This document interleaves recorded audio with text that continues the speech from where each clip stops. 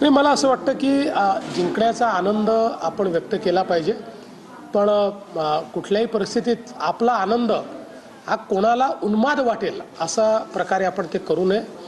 मला वाटतं आपल्याला सगळ्यांना माहिती आहे की ठाकरे आणि राणे हा एक इतिहास आहे. त्याच्यामुळे कधीकधी काही गोष्टी जेव्हा अभिव्यक्त होतात तर त्याला एक पार्श्वभूमी असते, ती पार्श्वभूमी त्याला आहे. पण मला असं वाटतं की विजयाचा उन्माद कोणीच करू नये. मी मगाशी देखील आमच्या सगळ्या कार्यकर्त्यांना आव्हान केलेलं आहे की इतका सुंदर विजय मिळालेला आहे, याचा आनंद जरूर मनवा, पण त्याचा उन्माद करू नका.